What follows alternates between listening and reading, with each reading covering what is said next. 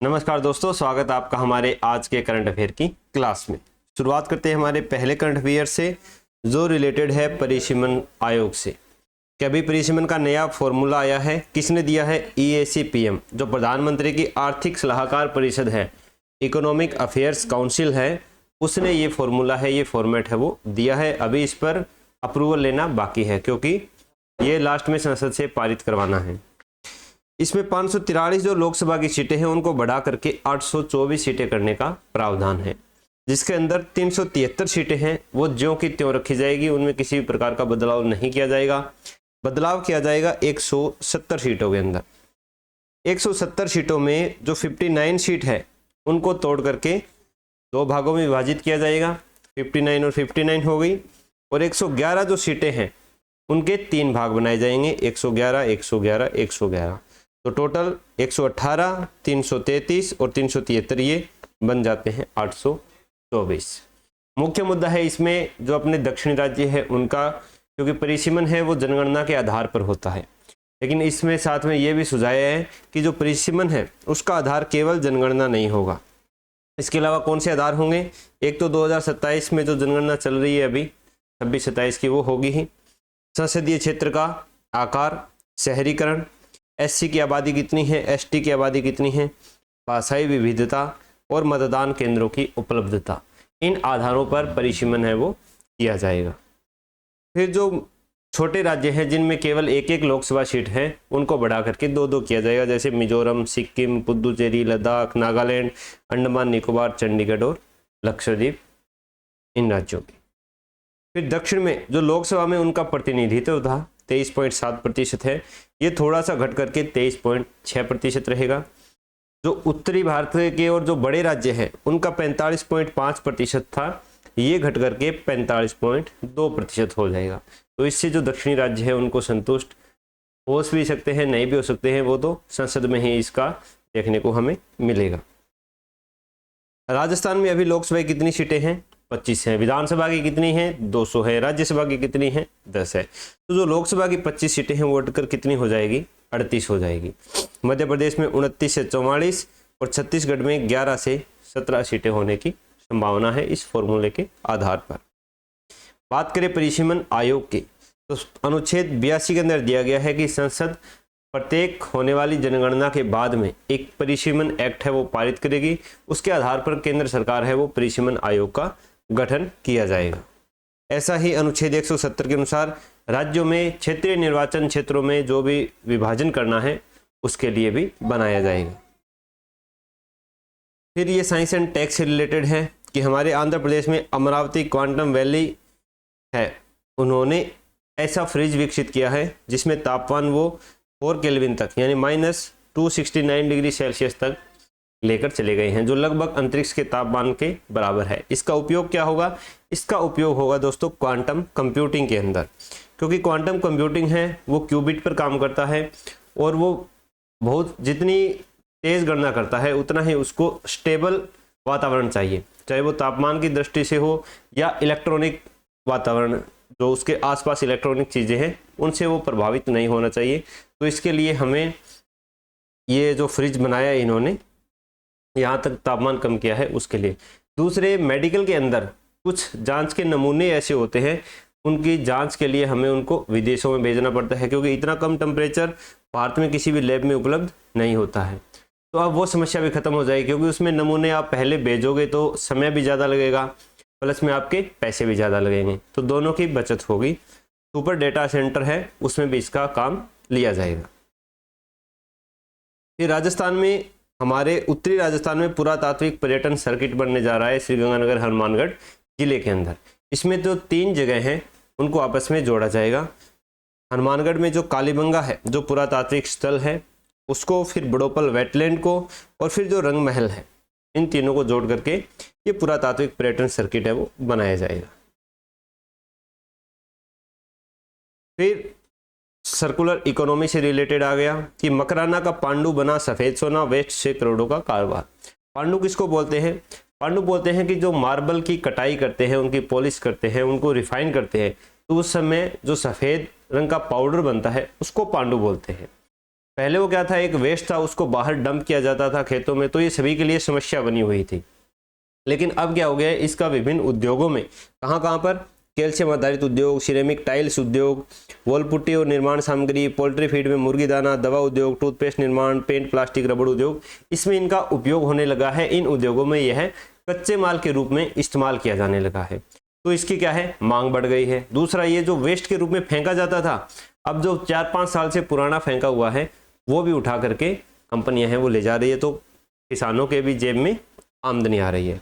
तो मार्बल की कटाई, पॉलिश एवं प्रोसेसिंग के दौरान निकलने वाले महीन सफेद पाउडर को क्या बोलते हैं, पांडु बोलते हैं, जो पूरे मार्बल का 25 से 35% क्षेत्र पांडु के रूप में वेस्ट होता था।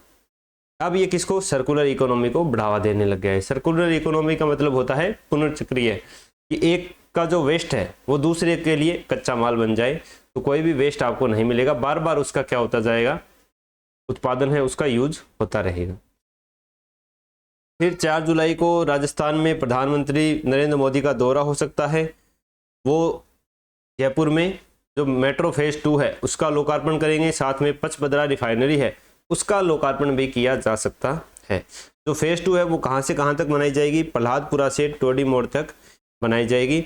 साथ में द्रव्यवती नदी है वहाँ पर एक एलिवेटेड रोड भी बनाया जाएगा, जिससे जयपुर के अंदर जो जाम की समस्या है उससे भी मुक्ति मिलेगी।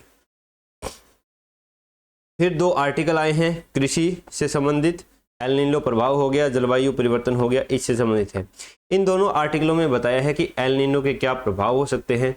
जैसे एल नीनो का मुख्य रूप से प्रभाव देखा जाता है कृषि पर, कि कृषि नहीं होगी, उत्पादन नहीं होगा, तो उसके जो अलग से इफेक्ट पड़ेंगे वो उद्योगीय क्षेत्र में भी पड़ेंगे, क्योंकि कृषि में कुछ नहीं होगा तो शहरीकरण की तरफ लोग जाएंगे, तो वहाँ पर भी पड़ेगा, बेरोजगारी भी बढ़ेगी। प्लस में जो उपभोक्ता है, उपभोक्ता भी ग्रामीण क्षेत्र के लोग भी उपभोग करते हैं, उनकी आय कम होगी, तो फिर डिमांड भी क्या हो जाएगी, कम हो जाएगी, जिससे उनका असर किस में पड़ेगा, उद्योगों पर पड़ेगा।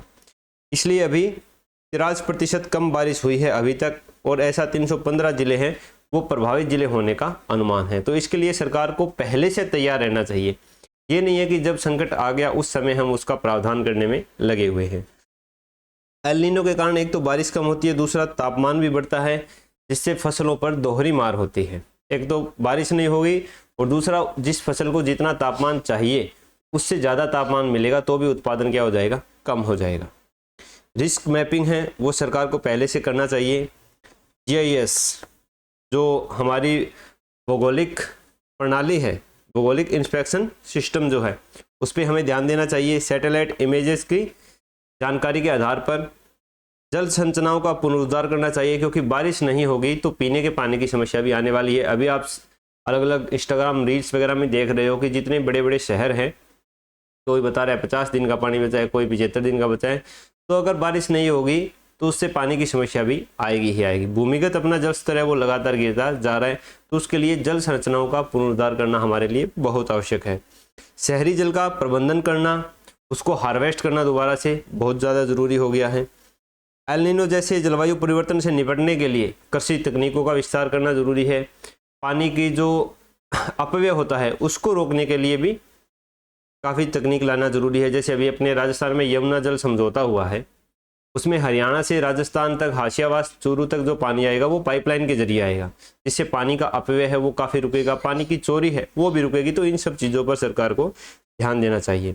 पारंपरिक फसलों की जगह वैकल्पिक फसलें हैं उनको अपनाया जाना चाहिए, जो कम बारिश में थोड़े ज़्यादा तापमान पर भी अच्छा उत्पादन दे दे। फसल बीमा के प्रति किसानों को जागरूक करना, और अगर फिर भी कृषि की मार पड़ती है, अकाल की मार, तो उस समय जो अपनी वीबी जी राम जी योजना है इसका अच्छे तरीके से धरातल पर उतार करके ग्रामीणों की आय में वृद्धि करने से सारी चीज़ें हैं वो एक सीमित मात्रा तक लाभ पहुंचा सकती है। तो ये हो गया इससे रिलेटेड। फिर है CETA जो भारत और यूके के मध्य हुआ है, कंप्रीहेंसिव इकोनॉमिक ट्रेड एग्रीमेंट, व्यापक आर्थिक व्यापार समझौता। 15 जुलाई से ये लागू हो जाएगा। वही है, लगभग टैरिफ है वो समाप्त हो जाएंगे, भारत का निर्यात है वो बढ़ने की संभावना है। तो वही सारी चीज़ें इसके अंदर दी गई हैं। फिर नौसेना के 2 स्टील्थ फ्रिगेट INS महेंद्रगिरी और INS मालवन है वो ब्रह्मोस और ब्राक 8 मिसाइल से लेस होने वाले हैं। प्रोजेक्ट 17A के तहत इनका निर्माण किया गया था। कौन बना रही है? Garden Reach Shipbuilders and Engineering जो कोलकाता की कंपनी है, और Mazagon Dockyard Shipbuilders Limited जो मुंबई की कंपनी है। बात करें स्पोर्ट्स के करंट अफेयर की, तो जूनियर विश्व चैंपियनशिप 10 मीटर एयर पिस्टल मिश्रित प्रतिस्पर्धा जो थी उसमें वंशिका चौधरी और शिवा नरवाल ने संयुक्त रूप से स्वर्ण पदक जीता है, रजत पदक जो जीता है, रजत पदक। और शिवा नरवाल है उसने व्यक्तिगत रूप से जो पुरुष की प्रतियोगिता थी उसमें भी रजत पदक है वो हासिल किया है।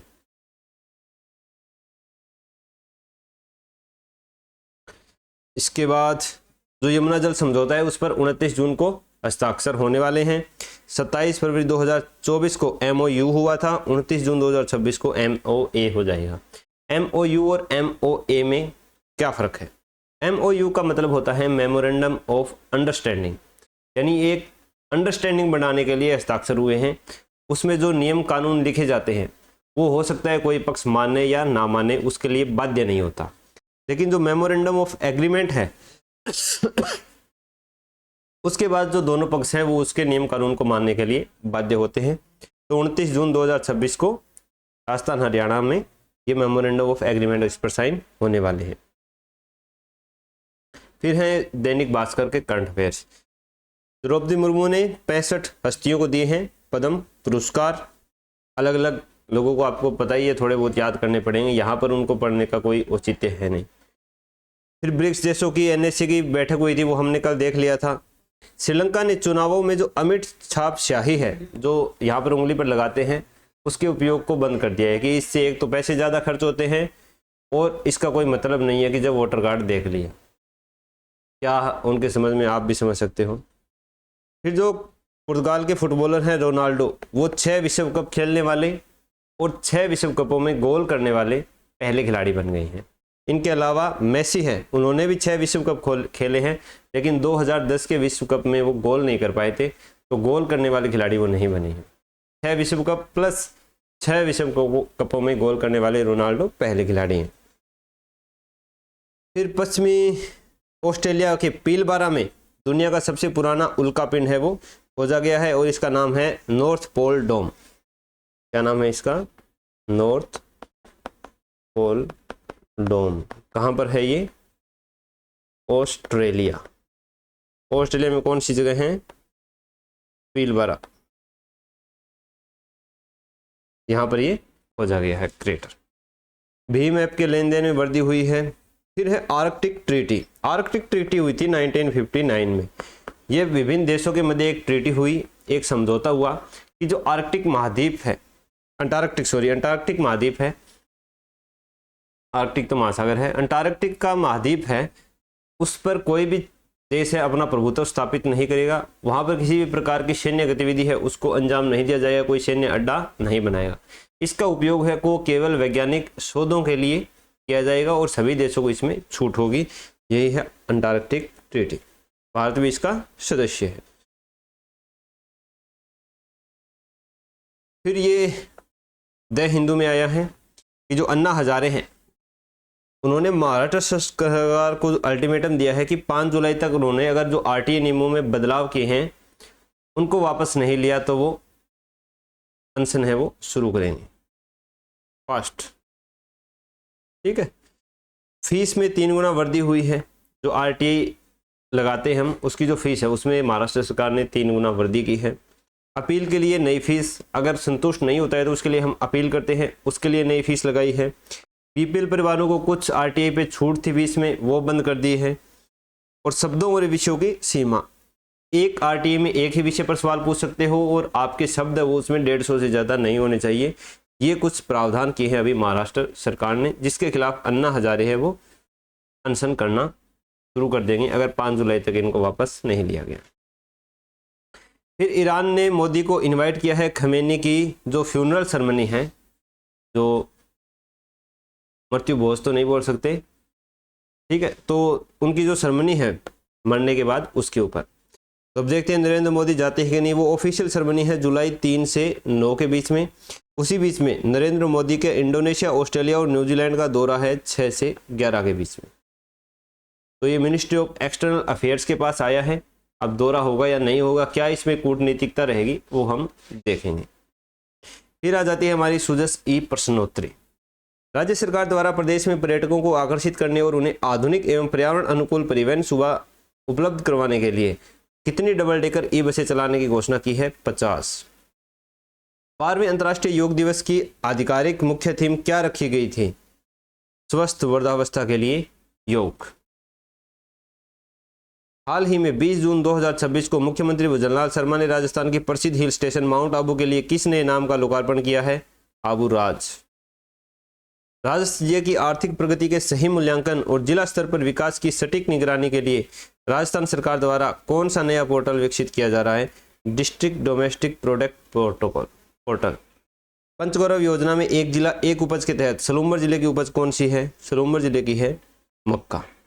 तो ये हो गए हमारे सुजस ई प्रश्नोत्तरी। अब आपको वीडियो कैसी लगी हमें कमेंट सेक्शन में ज़रूर बताना। वीडियो अच्छी लगी हो तो वीडियो को लाइक करना। अगर आप पहली बार यहाँ पर आए हो तो हमारे चैनल को सब्सक्राइब करके बेल वाला आइकन ज़रूर दबा लेना। ये सारी PDF जो है ये मैं मेरे टेलीग्राम चैनल पर डाल दूंगा, जिससे आप इसको डाउनलोड कर सकते हो। चैनल का लिंक मैंने नीचे डिस्क्रिप्शन में दे दिया है, तो टेलीग्राम चैनल को आप ज़रूर ज्वाइन कर लेना। ठीक है दोस्तों, मिलते हैं कल नई वीडियो में।